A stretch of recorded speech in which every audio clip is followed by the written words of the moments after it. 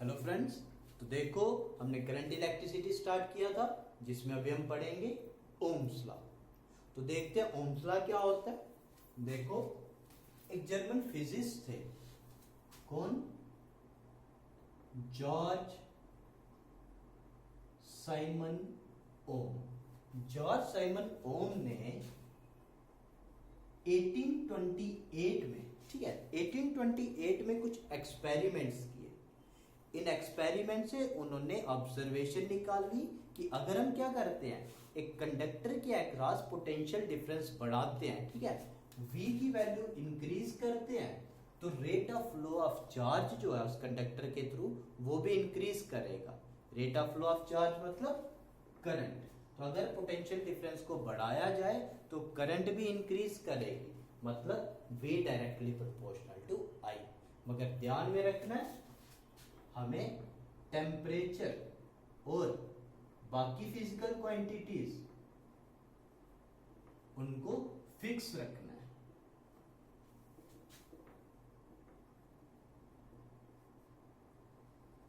ठीक है, तो ध्यान दो, अगर हम क्या करते हैं, कंडक्टर लिया है, उसके अक्रॉस पोटेंशियल डिफरेंस को बढ़ाते हैं तो करंट भी सेम रेशियो में इंक्रीज करेगी। ध्यान में रखो, टेम्परेचर और बाकी फिजिकल क्वांटिटीज को चेंज नहीं करना। अगर हम ग्राफ बनाते हैं, V और I का ग्राफ बनाए तो हमेशा ये स्ट्रेट लाइन ग्राफ मिलेगा। ठीक है, क्योंकि करंट जो है सेम प्रोपोर्शन में इंक्रीज कर रही है। क्लियर है? तो इसको किस तरह से डिफाइन करेंगे, तो हम बोलते हैं the potential difference across the terminals of a conductor is directly proportional to the current flowing through the conductor provided the temperature and other physical quantities remains constant। अभी यहाँ पे proportionality साइन आया, इसको हटाते हैं तो एक कांस्टेंट आएगा R। तो ये R क्या है? प्रोपोर्शनैलिटी कांस्टेंट है, जिसको हम बोलते हैं रेजिस्टेंस। ठीक है, R है resistance of the conductor. Clear? R किसके इक्वल होगा? V बाय I के। ठीक है, तो पहले बस इतना कि ओम्स लॉ है क्या। तो ओम्स लॉ में हमने देखा V को बढ़ाने पे, पोटेंशियल डिफरेंस को बढ़ाने पे करंट भी इंक्रीज करती है अगर हम टेम्परेचर और बाकी फिजिकल क्वांटिटीज को कांस्टेंट रखें। तो यहां पे देखो V directly proportional to I आया, इस प्रोपोर्शनलिटी साइन को हटाने पे एक कांस्टेंट मिला रेजिस्टेंस, R आया V बाय I के इक्वल। ठीक है, अब R है यहाँ पे रेजिस्टेंस, तो देखते हैं रेजिस्टेंस होता क्या।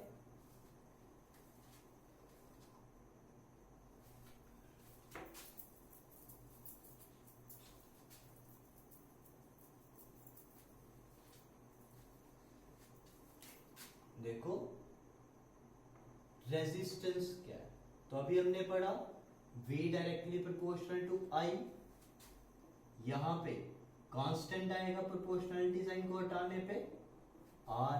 तो R जो है V और I का रेशियो है। R है पोटेंशियल डिफरेंस और करंट का रेशियो। अब इसको डिफाइन कैसे करते हैं, ये एक्चुअली में है क्या, तो ये है अपोजिशन। ठीक है, it is opposition offered by the conductor to the flow of current।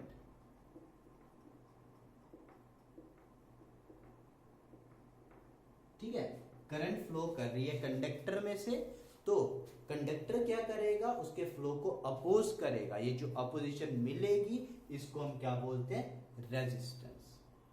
अब रेजिस्टेंस के यूनिट्स क्या होते हैं, तो रेजिस्टेंस के यूनिट्स देखने के लिए देखो रेजिस्टेंस है किसके इक्वल, तो ये है पोटेंशियल डिफरेंस और करंट के रेशियो के इक्वल। तो यूनिट्स बने पोटेंशियल डिफरेंस के वोल्ट्स और करंट के एम्पियर। इसका मतलब वोल्ट पर एम्पियर। ठीक है, तो इसके यूनिट्स होते हैं वोल्ट पर एम्पियर, जिनको हम एक स्पेशल नाम देते हैं ओम्स। ठीक है, और इसको डिनोट करते हैं इस तरह से। ठीक है, तो ये है इसके यूनिट्स। अब अगर डायमेंशंस देखनी है,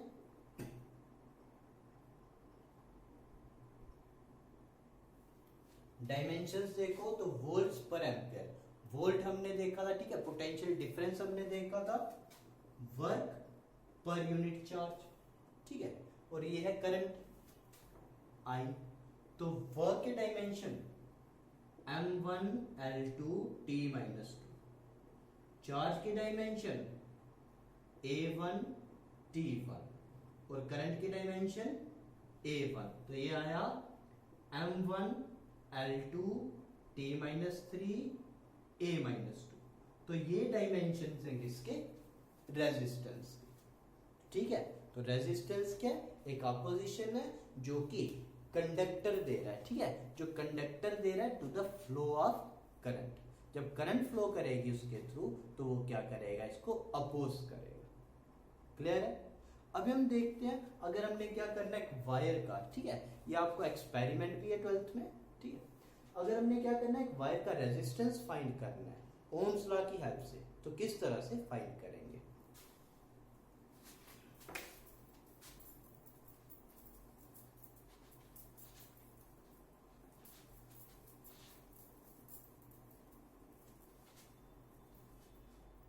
देखो, एक्सपेरिमेंटल वेरिफिकेशन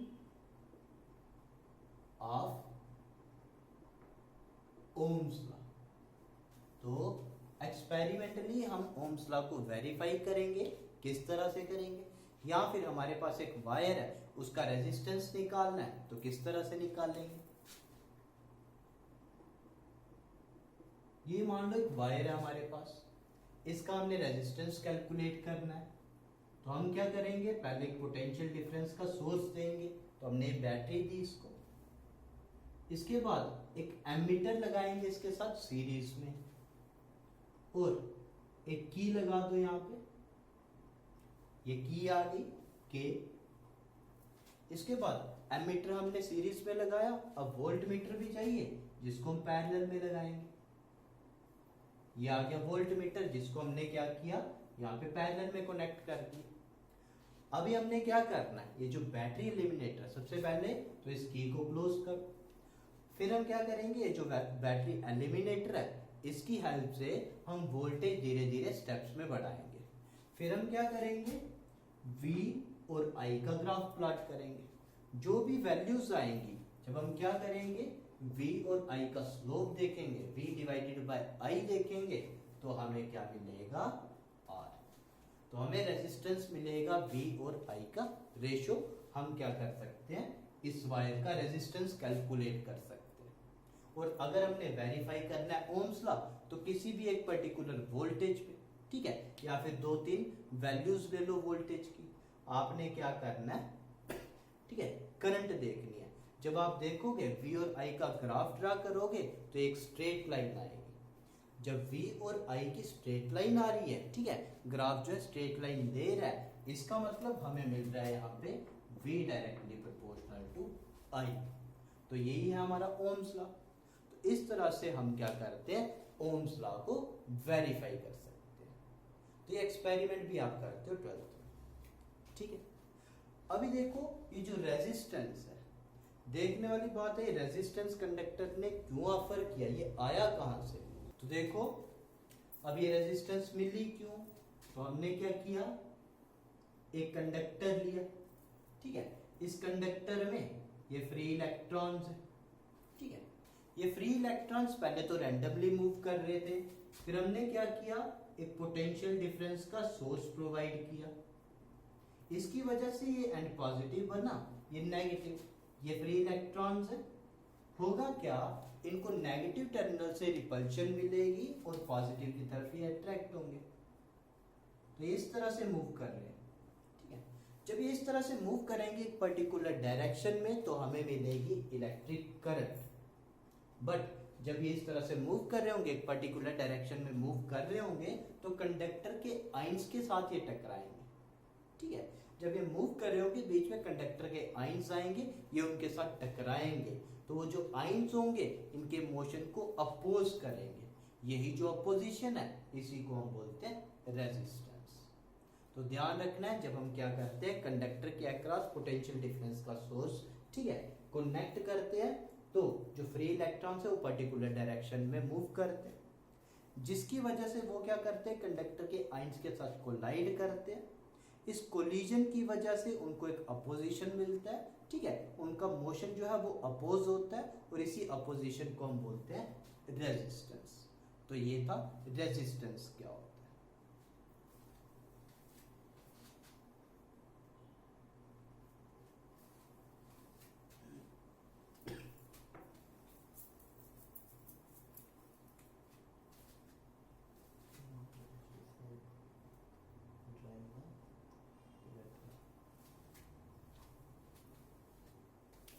तो देखो ये मान लो हमारे पास एक कंडक्टर आ गया, ये इसके फ्री इलेक्ट्रॉन्स हैं जो मूव कर रहे हैं रैंडमली, कोई पर्टिकुलर डायरेक्शन नहीं है मूव करने की।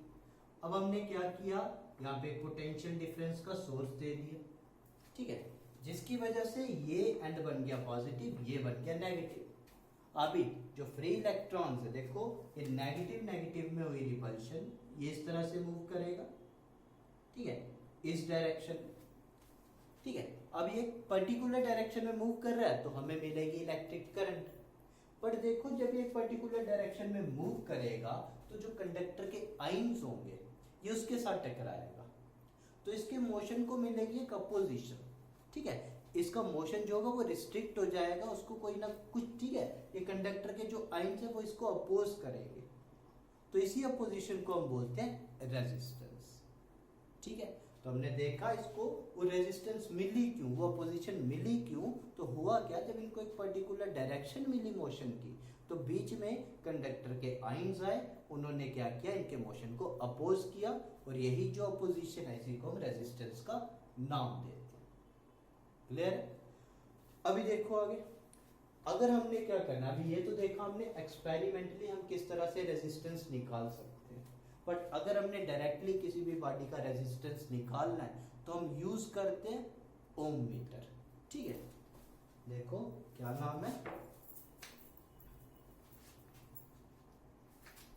तो रेजिस्टेंस इज मेजर्ड बाय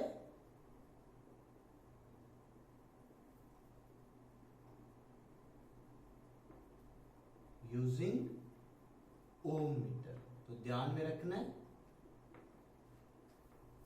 ठीक है। एक और चीज ध्यान में रखनी है कि जो हमारी, ठीक है, ह्यूमन बॉडी है वो भी क्या करती है, करंट को रेजिस्ट करती है। ड्राई बॉडी जो है उसका रेजिस्टेंस, ठीक है, रेजिस्टेंस ऑफ ड्राई स्किन बोलो, ठीक है, ड्राई ह्यूमन स्किन का रेजिस्टेंस होता है अबाउट 10⁵ ओम्स, और जो वेट है, ठीक है, वेट स्किन का रेजिस्टेंस होता है अबाउट 1500 ओम्स। तो ये है रेजिस्टेंस ह्यूमन बॉडी का क्या होगा। आज इतना ही रखते हैं, ध्यान से देखो। आज हमने देखा ओम्स लॉ क्या होता है, हमने देखा रेजिस्टेंस क्या है, रेजिस्टेंस कैलकुलेट किस तरह से करनी है एक्सपेरिमेंटली, और इसके लिए डिवाइस कौन सा है, ह्यूमन बॉडी का रेजिस्टेंस क्या होता है, ठीक है। अब रेजिस्टेंस, एक कंडक्टर रेजिस्टेंस ऑफर क्यों करता है, तो ये सारी चीजें हमने देखी। आज इतना ही रखते हैं, थैंक यू।